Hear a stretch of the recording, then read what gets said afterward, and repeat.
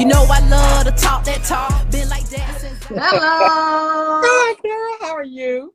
I'm well. How are you? I'm good. You know, I'm trying to hang out with y'all young folks and trying to get all this stuff straight. I made my little made up stand, so I'm kind of like, I'm kind of with it. So there you go. Well, I like that because you know what? As Black people, we do whatever we got to do. Don't we? We're just magic. Look, we do whatever we got to do to make it. And let me tell you something. You see this lipstick I got on? It's either cute or it looks very hookerish. I don't know, Miss Sylvia. Is it hookerish or is it, I don't normally do this type of pink. Oh, no, you're fine. You're fine. Even if it was hookerish, you could do that. You can do it. You can wear the hookerish, the W. Okay, let me stop right there. Look, I was rolling with you, baby. I was rolling with you. No, it looks very nice. It does. It looks nice. Thank you. And you know what, Miss Sylvia? Yes. Thank you for joining me, first of all. Okay. Thank you for having me. Yeah. Of course. Welcome to Care Dangerous Talk.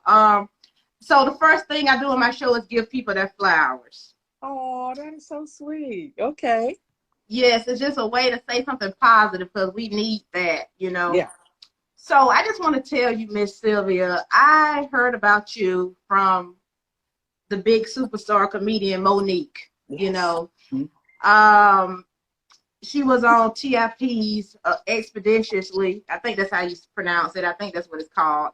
His podcast, and she brought you up because she was asked who are her top 10 as far as comedians go.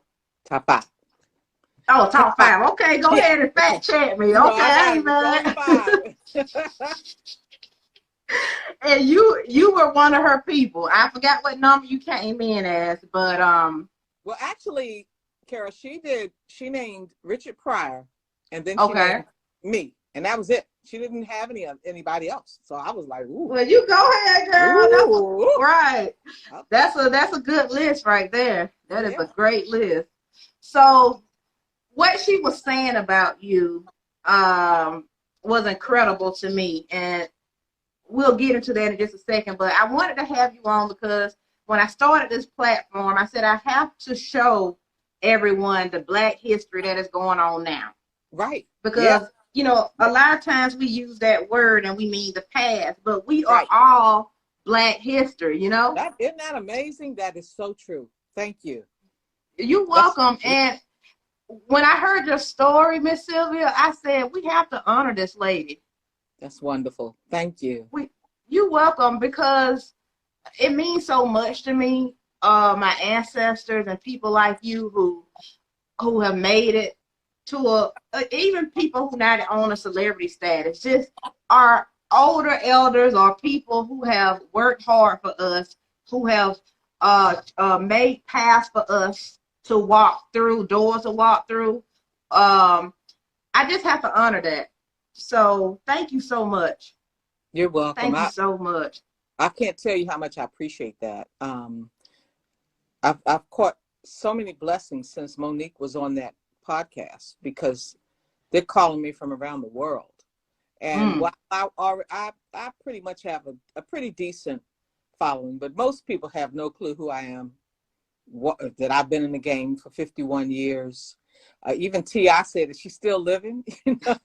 Right. I was like, oh, and he wants to do something. So I'm really excited. I sincerely appreciate you saying that because I'm learning that, everybody is young to me because I'm older, but I'm one of those young, old people. So when I first met Monique, she kept looking at me staring like, wait a minute, she's been in the game for 50 years. How old is she? When did she start doing comedy? When did she start this? But I kind of proud. I have 2 daughters. One is 28 and one is 40. So my youngest daughter, Michelle, is you remind me so much of her, and I have to be honest with you, Kara. When I first saw your picture and you reminded me so much of Michelle, I think Michelle's just beautiful. I really do. I think that's my child. Of course but she's like a little extra. And well, thank you. And you reminded me so much of her that you kind of like I watched some of your work, and then when I felt your spirit, and I said, I like this woman. I like her. She's positive. She doesn't take no crap. You know, she's ready to, you know, to go at it. She's ready to do what she has to do. I think I'll enjoy going on her show. So here I am. Oh, wow. And I even announced on my page that you're the bomb, because like I said, I watched a couple of your interviews, and I really, really liked how you operate. So thank you. Thank you very much. Oh my God, that means so much to me. Wow. You have no Yeah. idea. So, you know what, for the people who don't know who you are, let's just go ahead and go through your resume a little bit for them. So you already said you've been in the game for 50 years, right? Mm-hmm. So just to let you guys know, this is a legend right here. Oh, She was the. Are you not a legend though? Are you not? That's what everybody says. You know, they say, I'm like, oh my God, they call me a legend. So let me, I'm a comedian, so there you go. All right. Yeah. But can you, I don't want to talk for you. Tell us why you are a legend. I mean, go ahead. Go ahead and just give it to us. You're the first. Tell us the first couple of things you've done. You're the first. Well, you know what, Kara, I didn't even know when back in the late 60s, early 70s, or however you want to call it. I did not know that I was like the first woman of color, the first Black female impressionist in the history of this country. So I've held Wow. that role. I mean, I always hold it because nobody was, you know, that'll just be my title. There are now younger women coming up behind me, and I'm so proud of them. They do impressions, and they're good. And with modern technology, you can do impressions even if you can't do impressions, you know. Mm-hmm. So I'm the world's first African-American woman of color, female impressionist. And I'm also the first Black girl hired as an associate writer for Saturday Night Live. And when I first went to Saturday Night Live, they were only 4 years old. Mm. They had not become the iconic show that they are today. However, I was there with the first crew. John Belushi, Dan Aykroyd, Jane Curtin, Gilda Radner, all those guys, Garrett Morris. As a matter of fact, and I'm the only woman ever in the world who's ever hosted a major roast. I hosted Muhammad Ali's roast at the incredible Apollo Theater. And Garrett Morris, who was on Saturday Night Live, right after the roast, he came and told me, he says, you got to meet my boss. You have to meet my boss, who is Lauren Michael, who's the executive producer of Saturday Night Live. He still is. And true to his word, they sent the limousine, they picked me up, took me over. I was living in New York at the time. And they took me over to Saturday Night Live, and he hired me on the spot. On the spot. Wow. Yeah. What did you do? What did you do there for him? Well, I laugh when Monique talks about it, because she says they gave you that title, Miss Sylvia, because they didn't want to have to pay you, and they didn't want to have to put you on. You know, she is so, but it's so true. A lot of people sleep on Monique. Monique is sharp. She's on top of her. She is. So, it was interesting that she said that, because I know the first night that I was asked to do something, I was asked to work with Linda Ronstadt. Now, you guys, especially your generation, may not know who she is, but she's an award-winning songstress. Yes. And she's won Grammys. And anyway, they put me with her. They would always put me with these people, and they didn't need anything written because they were going to sing or speak or something like that. So, yeah. And then when I hosted the Muhammad Ali roast, it wasn't because they just called me and said, can you host the Muhammad Ali roast? I heard about the roast when I was living in New York City, and everybody was going to be there, because at that time, Muhammad Ali was the most popular man in the world. In the world. They'd written more books about him.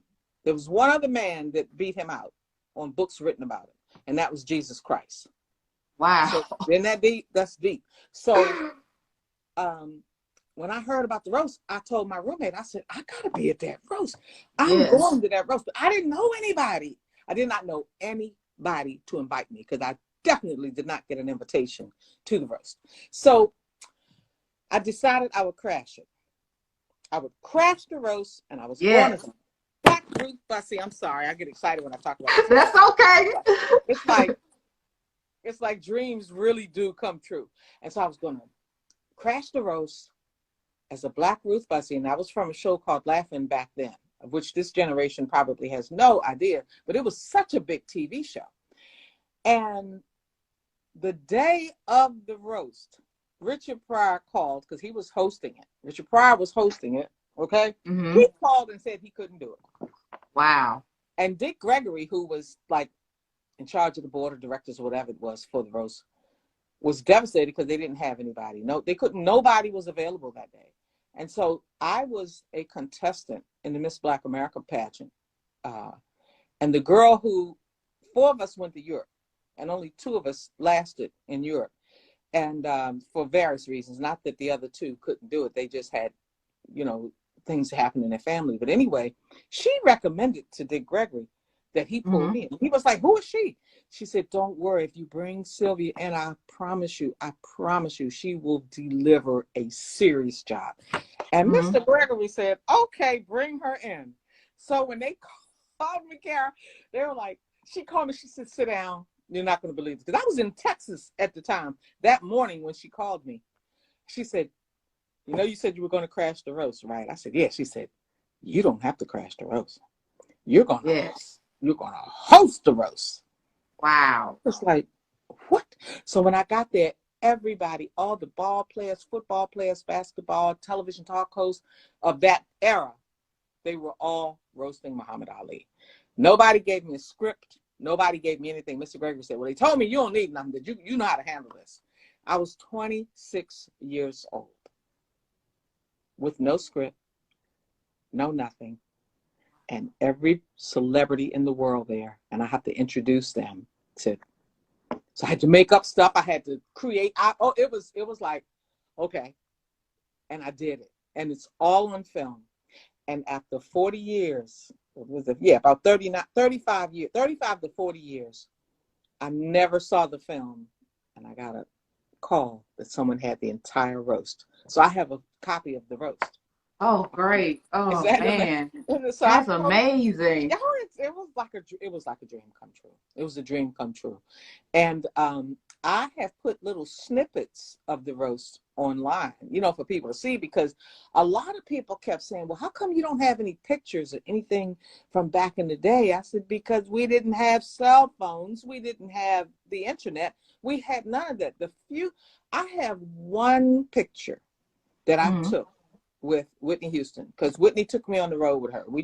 I did 23 cities with her, 23. Ooh. And we didn't have any cameras or anything. Oh, Whitney oh my God. You know, it's so much stuff I could talk about. I get confused. Wait, you know what? It's so many questions in your story, and I'm glad you brought all that up. Oh my God, this is like story time at the Apollo. But this is just fantastic. How did you even pull yourself together when you got that call to come up with that material? Like, what's going in your mind at that time? You know, what happened was, I think God gave me a sense of no fear. I really do. Because even with all of the racism and you're a little Black girl and no, you ain't going to be able to do, you know, just all of the negativity that came along with being a young Black female comic. I just believed. I just wasn't afraid. I was never afraid. I walked the streets of New York 2, 3, 4 o'clock in the morning, did not care, wasn't afraid. I mean, I don't know where I got that from, but it was there. So, and I attribute it to God just blessing me with, you know, with no fear. So I get to talking so much, Kara, that I forget what the questions. Oh, it's okay. You doing fabulous. Look, you giving us little gems. This is fabulous.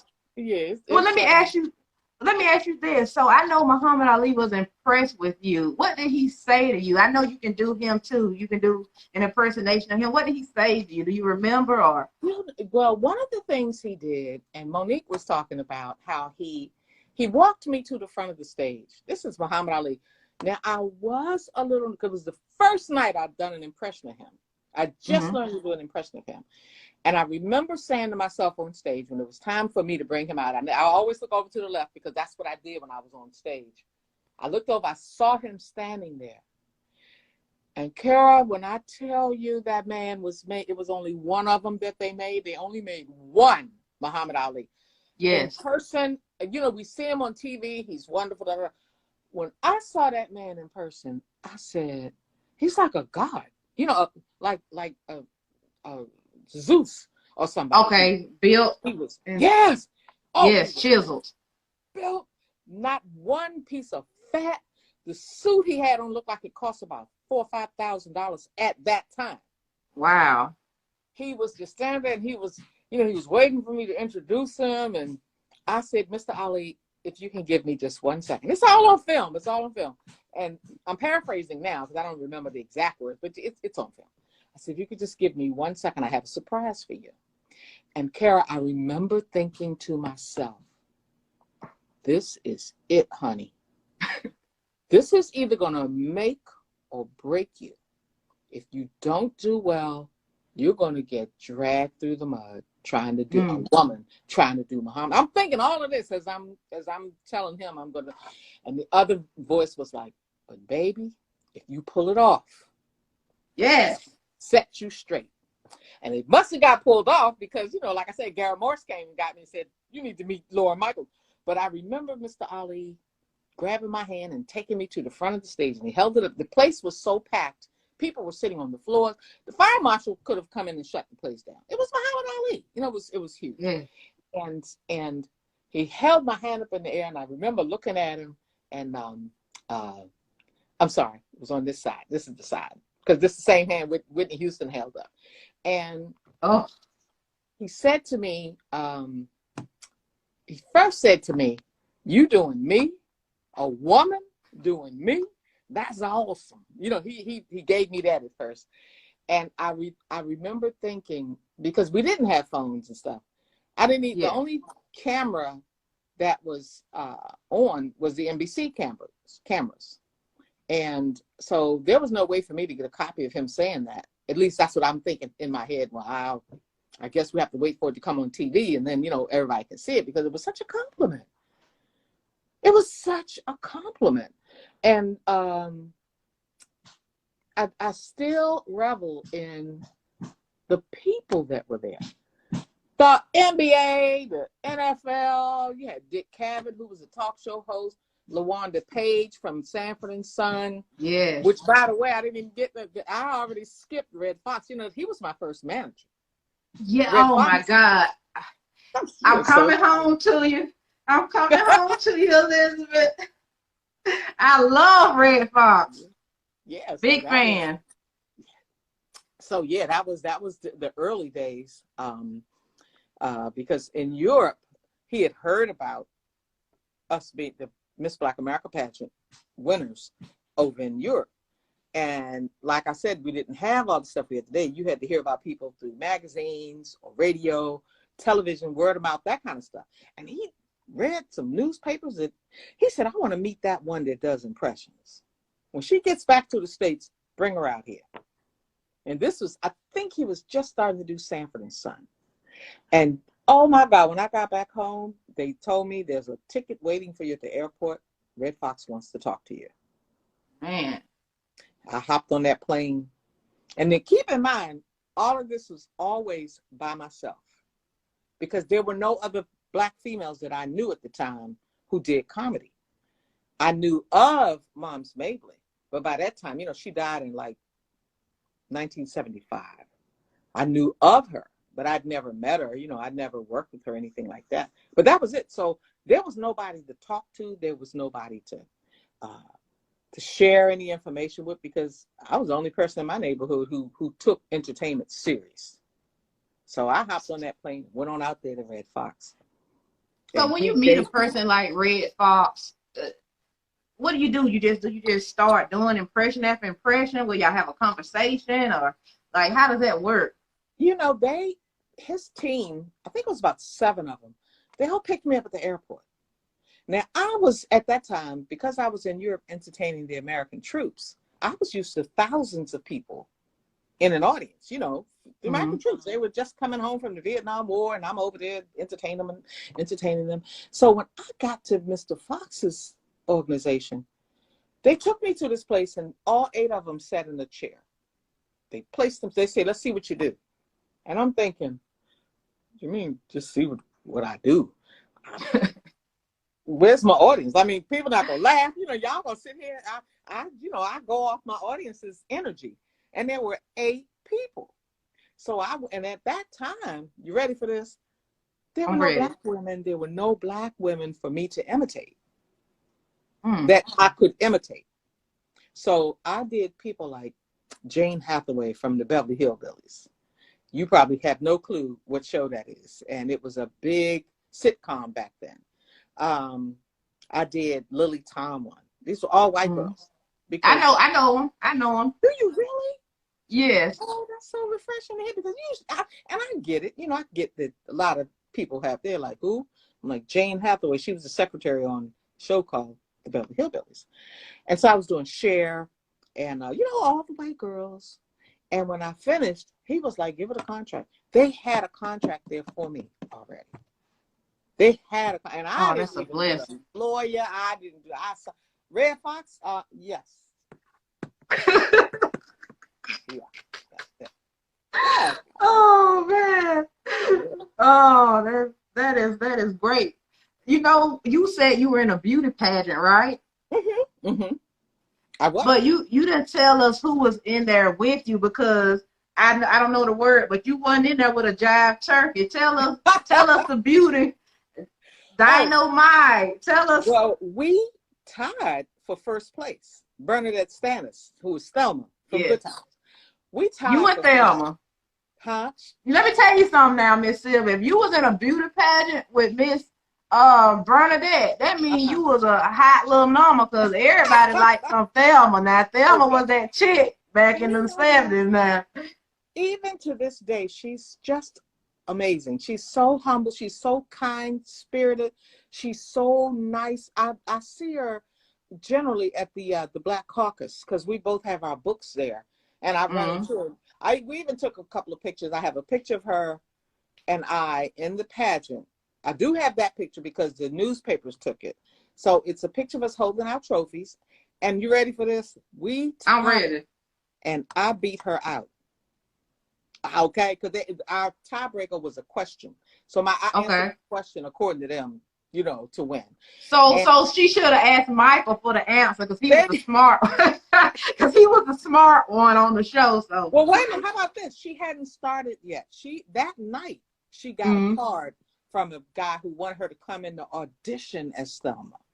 So she went on to audition, and I went to Europe to entertain the American troops. So there you have it. And she ended up getting the part of Thelma. And I have a picture of her and I with the night we were in the pageant on stage holding our trophies. And I also have a picture of her and I like about a year ago when we saw each other. We took a picture. So I put the 1970 something picture and then I put the 2019 picture up against each other. And I said, you know what, Thelma, we don't look so bad. Girl, we still jive. Right. I wanted to say, I was like, you don't held up good because you looking good. I mean, you said you've been in this business for over 50 years. That's like 2 humans. Isn't that something? I didn't want to say that, but that's a woo. It's a blessing. It's a real blessing because I just cut my hair about 3 or 4 weeks ago because my hairstyle, she said, Miss Sylvia, your hair is dead. Because I used to use my hair to do my Michelle Obama.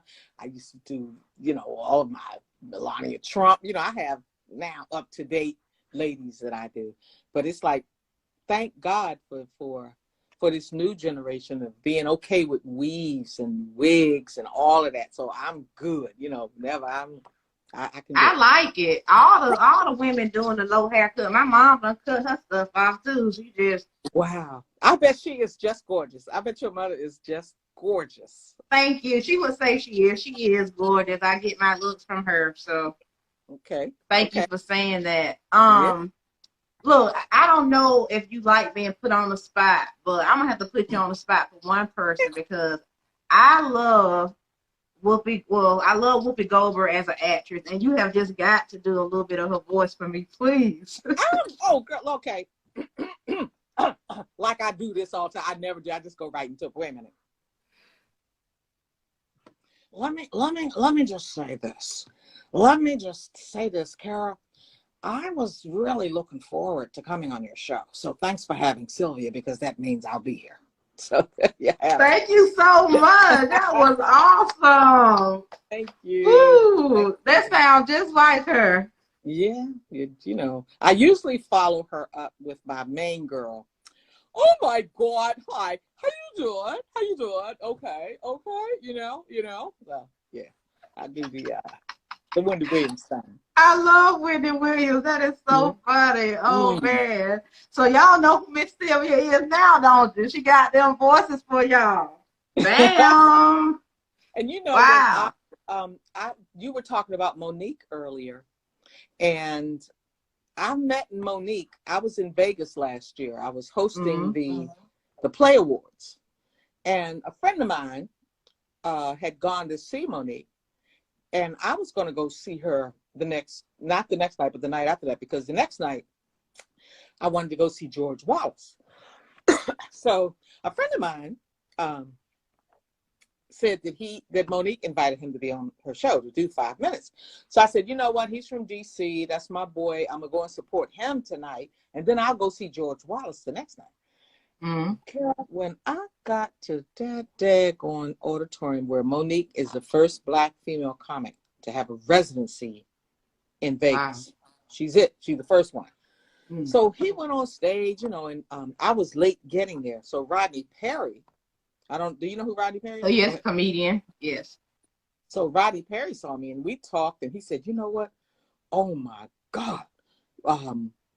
Is that professional hitman that just joined? I said, that's one of my favorite comedians. Hey there, baby. Oh, what's up, Professor? So, professional. And you gotta follow Kara. Okay. Make sure you follow. Okay. Yes. So and anybody that's here from my page, I don't even know this woman until tonight. Arteza, and I'm just telling everybody that's coming on that's from my tribe, please follow her. She has this podcast. She's also on YouTube. She's on Twitter. She's everywhere, and I absolutely adore her. I'm looking at all the names that are popping up to make sure that my folks are starting to come on now. So well, thank you. I appreciate that so much. And I told her early in the broadcast why I wanted to come on her show. So she's if I'm here, I think she's amazing. You already know that, okay, y'all. But anyway, Kara. So what were we talking about? We were talking about me and you both need to do something with our memory.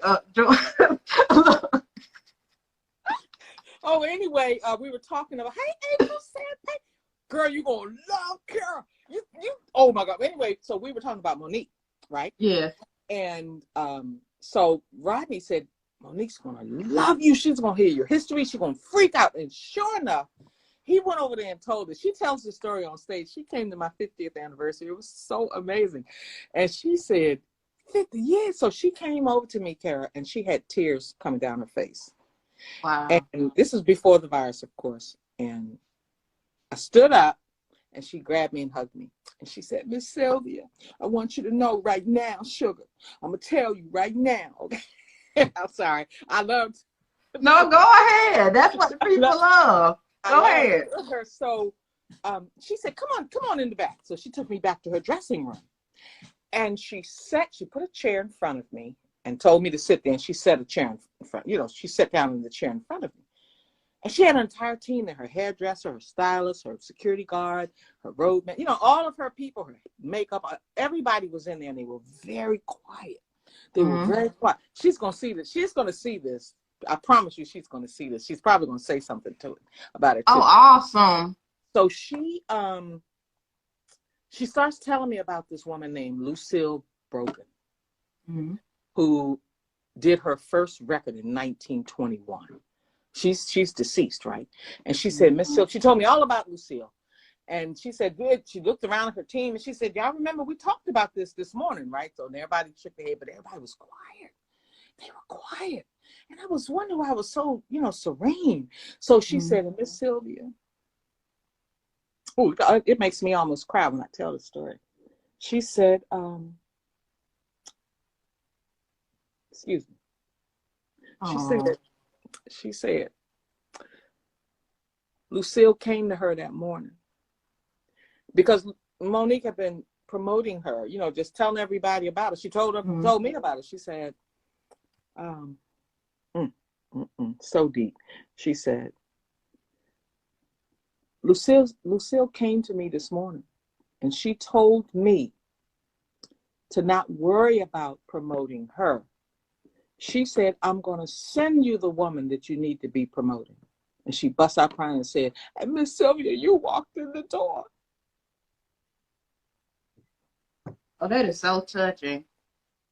It was a divine, it was, and from that moment on, Kara, Monique has been my biggest cheerleader. She took me all over Vegas, all the radio stations, television, everything, magazine, you name it. She took me there and introduced. I'm probably more popular in Vegas than I am in my own hometown, in D.C. I'm from D.C. Yes, ma'am.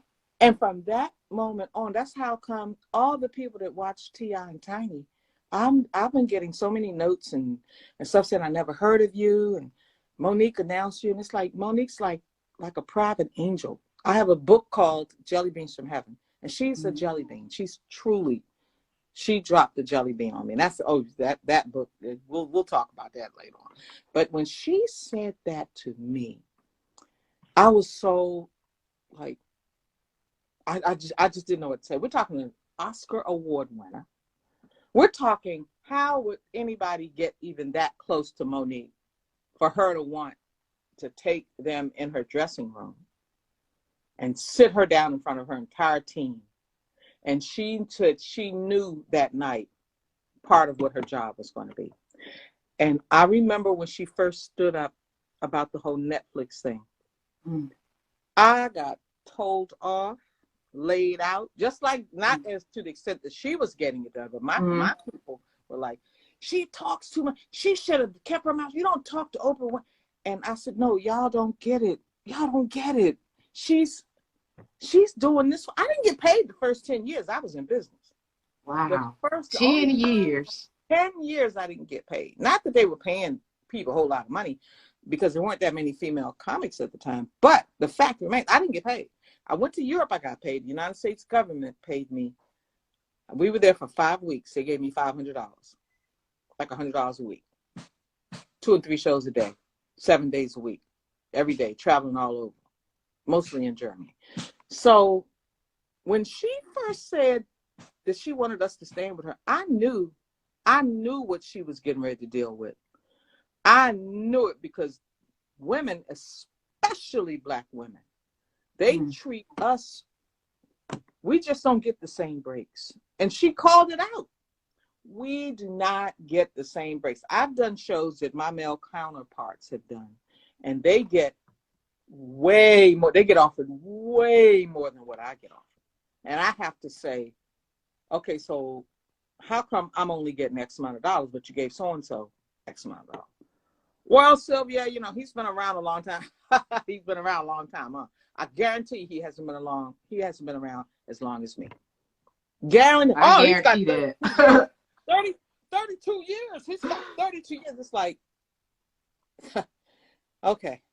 All right. So I'm with her. I just took all the clowning and everything that they did. And then when she called me up a couple of weeks ago, when the judge overturned Netflix's request to throw it out of court. I heard about that. Said, yeah, that was a big win for her. That was a big win for her. She called me up, Kara, on the phone. And when I saw her name come up, and I said, that's Monique. I get excited whenever she called. She says she gets excited whenever she sees my name come on. That's a connection. So when I answered the phone, she said, Miss Sylvia, I didn't want to talk to nobody else, baby. I didn't want to talk to nobody but you. Have you seen what's happening? And Kara, she told me to hang up the phone, go look at the news about her and Netflix, and call her right back. And I was in tears. And I said, Monique,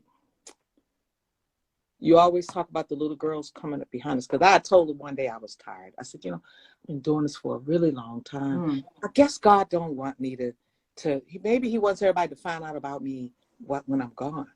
And whatever the case is, I'm okay, because I've had a rich, luxurious wonderful career.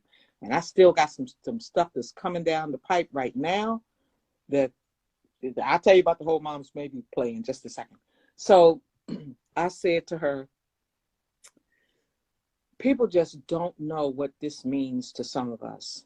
And Yes. she said, I didn't want to talk to nobody but you right now. She says, I don't want nobody call. She said, I turned, because she got like a couple phones. She said, I only wanted to talk to you. And I guess she wanted to see how I felt about her winning that overturn. And I cried. She was right. I cried. I cried my eyes out because I said, I'm so happy for you. I'm so happy for you, Monique. I'm so happy because it took Monique. It took her to stand up against those giants. Who else was going to do it? Whoopi Goldberg wouldn't do it. Who else had the power, the reputation, and the might to do that? The strength, yes. What? That woman, Yes. you talk about, I took some behind whoopings. They beat her up so bad on the internet when she first went through that it was like, and now you got people coming forward apologizing to her. And Monique, I know you're watching. Hey, baby. I mean, you might not be watching that, but I know you're going to see this. So I'm just saying hi. And so when she told me that, I was so touched. I was so touched. She said, I knew that nobody would be able to relate to this better than you.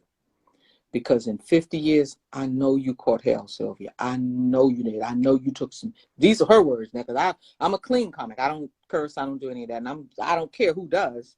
But that's just how I came up. Women weren't really talking foul. So that makes it even better that you don't do that. So yeah, I just don't. So she said, I know you took so many ass whoopings. I know that the racism, the prejudices, all the stuff that you went through. She said, I love you for all of that, for kicking the doors in for me. Yes. Wow, that is so big. That's so deep. So I love Monique. I love her with everything I have. I appreciate what she's doing, and I pray for her every day because I want her to stay strong. I want her to, I've had people call me from Ohio, Detroit, Chicago, the Philippines. I have one woman who's a comedian in Europe. I really need to call her because she just had brain surgery. And I was like, oh, wow. He would wait until I'm just about ready to call, and then she goes in the hospital to have brain surgery. So I want to surprise her. I'm going to call her, but she's in Europe, and she's like, Miss Sylvia, I want to do so much with us. I want to compare the European Black female comics from over there to the ones over in the United States, and just some good stuff. She's got some good stuff going. So, yeah.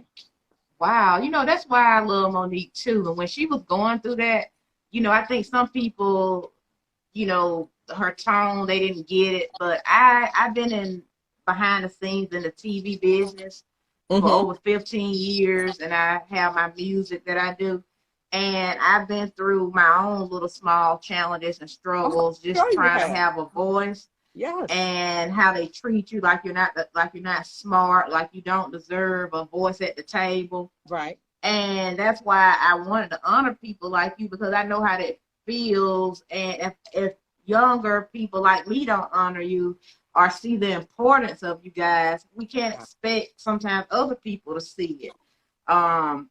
It just warms my heart so much that you had Monique there for you, and that you were there for Miss Monique. And what else I want to say? Somebody said people are afraid of the truth. That's so, oh my God, what a powerful statement. Thank you for saying that. Yoshiko? What? Okay. Yep. Okay. But that's what I was saying about you in the beginning of this cast, Kara, is that I like your go-get-em attitude. I like your I like your no-nonsense attitude, even though you're fun. You're fun. You really are. But you, underneath all that fun, you have like a no-nonsense attitude. And we can see it. So don't you able to pick that up? Yeah, girl, you ain't no nonsense. Ain't no nonsense with you. You don't play with people. But you're fun. You're fun. You somehow or another, tell your mother she did a good job. She did a great job. Because you found a way to mesh and balance the two. And it's wonderful. You know, your smile is beautiful, but your straight face ain't no joke. You know, it's not a game. It's not a game with you. You get that straight face on. I remember you were asking the gentleman, he was in war. I'm sorry, I can't think of Arthur Coleman the third. Yes, officer. I think he got a Purple Heart. Yes. Oh, I sat there and watched that podcast of yours and cried my eyes out. It was absolutely wonderful. It was wonderful. Y'all better go and check it out if you haven't seen it, because it is this girl. Oh, man. But thank you for saying that young people, I can't tell you what it does for me when I see the millennials coming for me. I see them, hey, Miss Sylvia, I'm following you. And I'm like, oh my God, she's only 25 years old. I'm a little bit older. But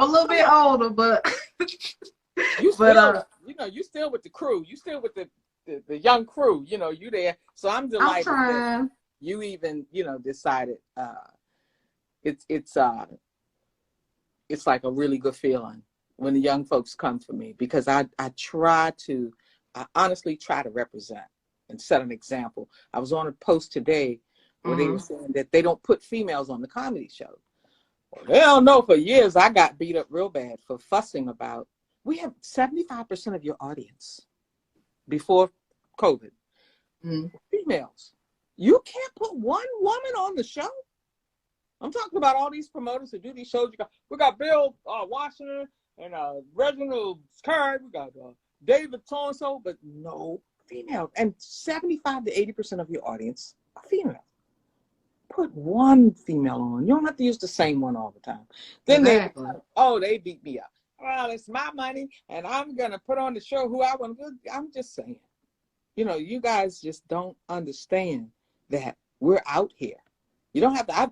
I'm very blessed that before COVID, I was a very serious working comic. I've toured with a whole bunch of people. My claim to fame is Whitney Houston. I did 23 cities with Whitney. And then I did Gladys Knight. And the Pips. Oh, Gladys Knight. And I love Whitney Houston. Those are my favorites. Yes. And I was out with the Temptations and the Four Tops. Just regular people. Just the Temptations. Just the Four Tops. Nobody we know at all. Just legendary people. Miss Sylvia, I love the people on your podcast. They are not playing. Oh, but somebody said wisdom on the rise. If God didn't bless you, look, I need you to give me some advice, Miss Sylvia. Okay. How did you, when people weren't giving you the recognition you deserve, how did that feel? And how did you just keep going? What did you tell yourself? You know what, Kara, that's a really good question. And thank you for asking it, because I had mentioned earlier about how I think God just blocked me from, just took away any of that. I remember one day I got spit on. And, oh girl, I got. Don't, excuse me, let me curse. That's some ass kicking stuff right there. You spit on a black woman? Well, see, this is what I'm loving today. Because the youngsters are not playing. They're not playing. It's like I sit back during the protesting and I saw all these young people. Like 18 to 45. They were out there strong, including white people. Yes, they were. White people were not trying to march with us back in the. Well, I didn't march, but I mean, I was. It was hot out there. You did what you could do. You could do. Yeah. So, I think sometimes, I know for me, I ignored a lot of it because that was not, I could have acted a fool. And I remember when Oprah Winfrey played that part in The Color Purple, when she punched that man in the face and they beat her to a pulp, locked her up, and then brought her out. That made her work for the woman who was the wife to the guy she punched. Back then, I can't tell you how many people have said to me, "You ain't punch him in the face. You didn't." You had to be a little more careful then. It's like the police are doing it nowadays. They just do it. But back then, whoever, you could, white people could just do what they wanted to do, and there was no repercussion at all. So, what's up? The love below it. You got to interview Kara. You got to do that anyway. How y'all doing? Yeah. These kids on the front line are not afraid, and you are so correct. They are not afraid. And that, I can't tell you what that does for my soul to watch what I've been watching lately. These kids aren't afraid to talk. They're not afraid to walk, and they're not afraid to voice. And they have the platform. You guys have the platform. You have it. And that's why I'm proud of you for bringing this kind of platform to the forefront so we can learn about us. Because if it wasn't for people, I decided last week, I know I must have got about 35 requests to do the podcast and, and all of that. And I'd already decided after I watched yours, and, I try to watch who asked me, can you be on my podcast?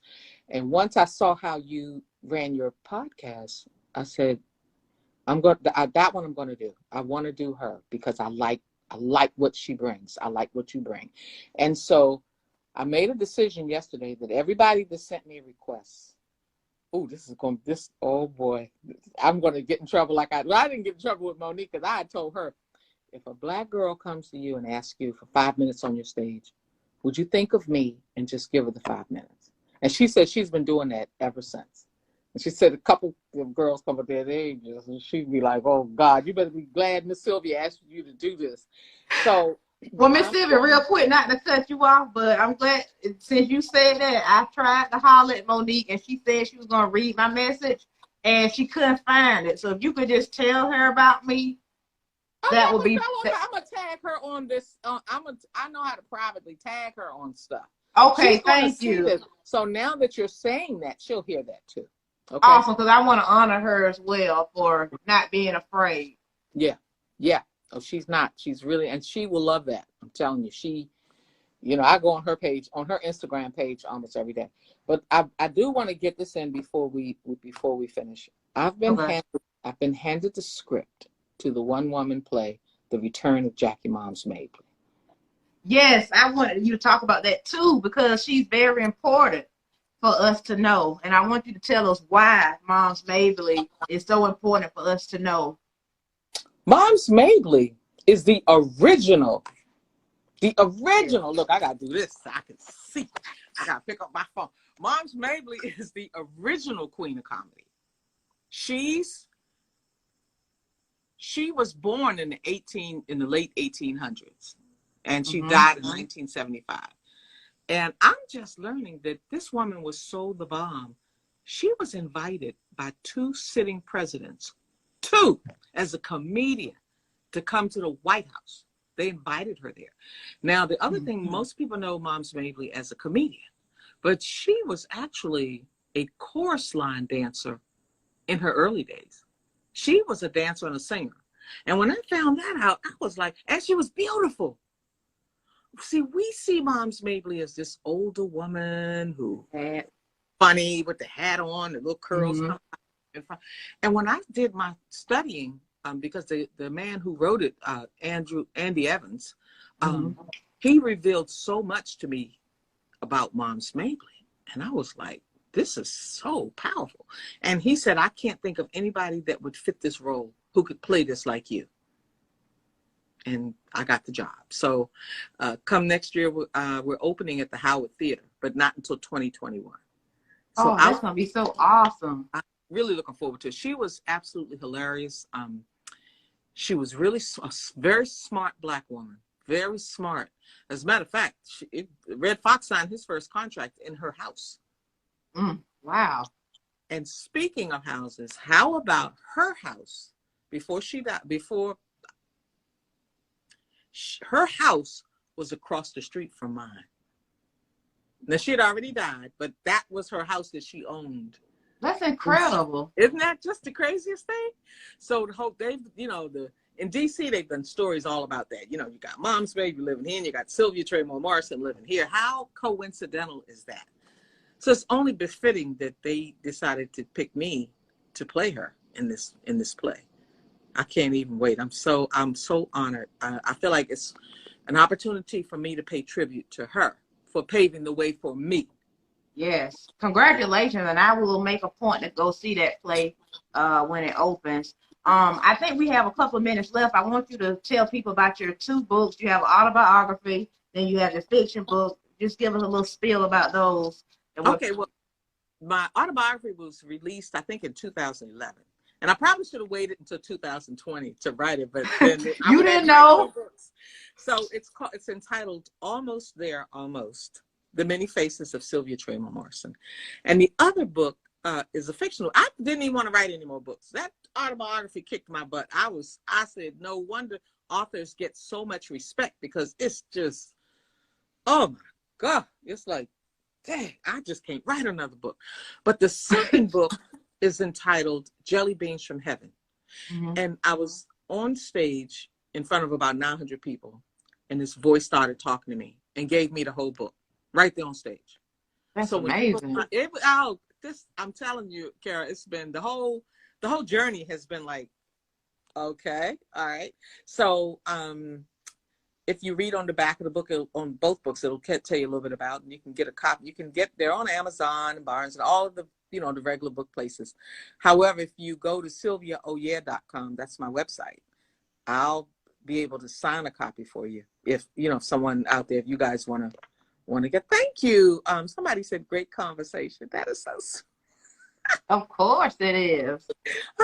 So the books are on my website, Sylvia Oyeh, SylviaOyeh.com, Sylvia Oyeh. Or, like I said, you can go to Amazon, but I think they're robber barons. It's amazing what they do when you buy the books online. So it's okay. Either way, I'd be happy for you to read it and send me for whoever wants to read it, to do a voice, please. Oh, you missed the voice. You missed my Whoopi Goldberg and Wendy Williams, and I did a little bit of Monique. So lose or you lose. So, Kara, I can't tell you how much I have enjoyed this time with you. I know that we're coming on around. Thank you, SS9E, for the word respect. I appreciate it.